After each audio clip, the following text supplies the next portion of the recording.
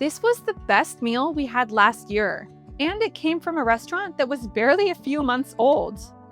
Because it was brand new, we weren't expecting it to outshine some of the most famous restaurants in the Bay Area. But on an 11-day trip where we ate 19 Michelin stars, this ended up being the standout. We're Anders and Kaitlin, and we travel for food. Today we're taking you to Enclos in Sonoma, the hottest new restaurant in wine country. Enclos is housed inside a historic Victorian, just steps from the Sonoma Plaza. A cozy, intimate cottage that feels more like a home than a restaurant. The kitchen is led by chef Brian Limoges, whose background includes Atelier Crène, Quince, Birdsong, and Saison. And while Enclos was brand new when we visited, this team very clearly knew exactly what they were doing. Just months after opening, Enclos earned 2 Michelin stars. As all of the best meals began, this one started with a champagne trolley, stacked with some serious heavy hitters. Overwhelmed by the options, we asked if we could taste a sip of each before deciding. They said yes, but instead of small tastes, they poured full glasses. What started as a misunderstanding quickly turned into a full champagne flight. Ask for the Anders and Kaitlin special if you go. At the table, we found a one-of-a-kind hand-drawn artwork by Larry Nadeau, who spent 20 years at the French Laundry before joining the Enclos team. This small but incredibly meaningful gesture told us everything about the hospitality here. And then the real fun began. Snacks started arriving one by one. The first bite was a cheese gougere with orange blossom and pine. This was a warm, gooey explosion inside a fluffy pastry, with an unmistakable Sonoma cheese flavor. What an opener! Next came a spiny lobster roll crustade, an impossibly thin tart shell filled with sweet lobster meat and a bright herbaceous green goddess dressing. Already, these snacks were firing on all cylinders. Then came a dish called Deer in its Antlers, a smoked oat tart with onion puree, venison tartare, and fried lichen. Deeply smoky, savory, and wild in the best way. Last was a fermented rutabaga bread pudding, finished with 100-year-old balsamic, shaved Iberico ham, and truffles. Sweet and salty, caramelized bread. It reminded us a bit of the Francine French toast, and honestly, we weren't mad about it.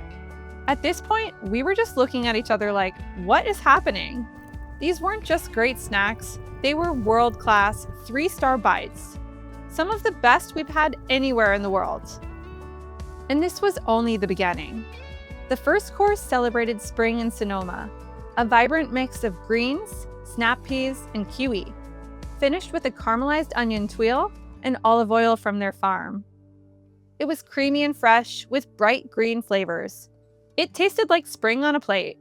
Next came pink singing scallops from the Pacific Northwest, served on a skewer with fermented quince, jalapeno, and Asian pear.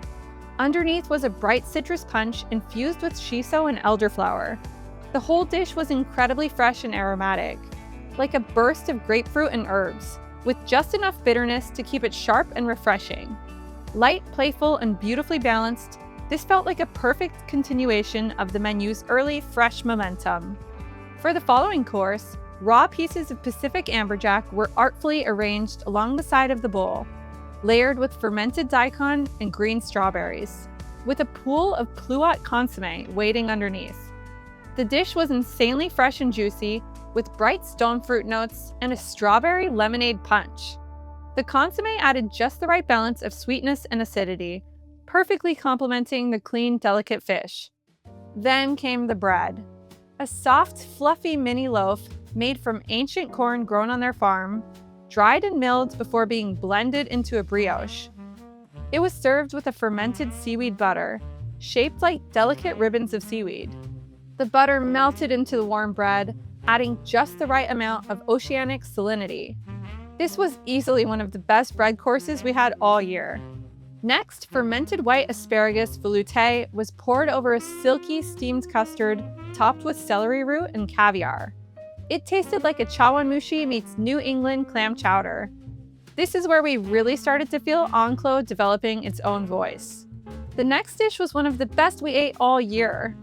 60-day dry-aged tuna belly from Half Moon Bay, was served with kosher hickory rice from Sacramento, local passion fruit, and a sea urchin sabayon. This dish had it all: acidity, richness, and texture. Fatty tuna in a buttery sauce brightened by tropical fruit, with soft, pillowy pops of rice, snappy crunches from the succulents, and a buckwheat crumble adding texture and toastiness. This absolutely deserves to become an Enclos signature. It's exactly as good as it looked. The hits just kept coming. One of the most comforting courses of the night was a Sonoma duck brodo, poured tableside over delicate tortellini, filled with a duck leg farce, ginger butter, and truffles. This felt playful and generous, a soul-warming dish that broke from the usual fine dining mold. The pasta was perfect, and the broth was unbelievably rich and buttery. It was another clear highlight and proof that the Enclos team can really do it all. Our favorite wine of the night was a bright aromatic Pinot Noir from Oregon, with notes of blood orange and wild rose. This paired with the quail, served in two parts. First, the breast, lacquered in honey and served with beets and berries, finished with a jus made from bones and burnt orange. The meat was juicy and the skin was like candy, glossy, caramelized, and deeply sweet. The quail leg followed, smoked and served with a slightly spicy butter made with chilies from their farm. Like total carnivores, we ate this with our hands. Might be best quail with truth. We devoured a lot of quail in California, but this was one of the standout servings. Wolf Ranch raises exceptional birds, and in the hands of a talented chef, they're elevated into something truly magical. With the final savory course, we enjoyed a bold but balanced Cabernet Sauvignon from Stone Edge Farm, the estate that also owns Enclos. It paired perfectly with the California Wagyu, served with vegetables from the farm, a spring garlic puree, and a fermented pepper sauce with a bright tropical kick.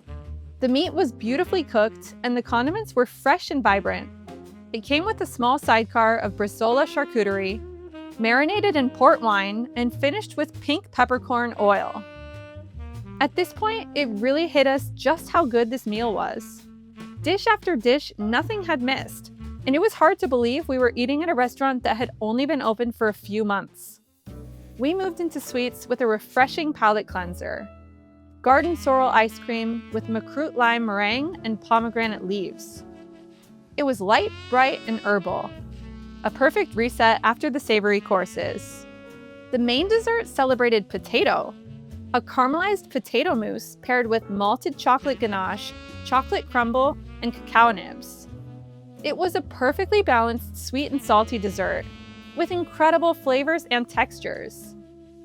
On the side came warm and fluffy fermented potato beignets, topped with malted vinegar powder and orange oil. We were instructed to dip them into the potato mousse. Pastry chef Sophie Howe is absolutely killing it. The desserts ended the meal on a high.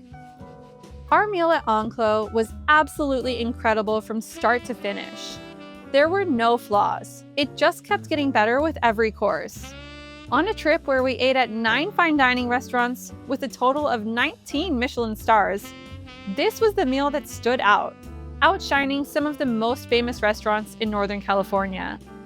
And with a tasting menu for less than $300, it also delivered one of the best values. From the food, to the hospitality, to the pacing, to the atmosphere, we truly can't think of a single thing we would change. It was hard to believe this restaurant was only a few months old when we visited, because it already felt like a fully formed, world-class dining experience. And we can absolutely understand why it earned 2 Michelin stars in its first year. This was the best meal we had last year, and one of those rare restaurants we felt lucky to experience early, before it becomes impossible to get a table. We can't wait to return to Enclos. And if you can get a reservation, don't hesitate, just go. This is exactly why we travel for food. Did you know we have an international food community? Join the Hungries to connect with other foodies around the world. Don't forget to subscribe to our YouTube channel for more food and travel videos. And be sure to follow us on Instagram at Anders Husa and Carnivore. Thanks for watching.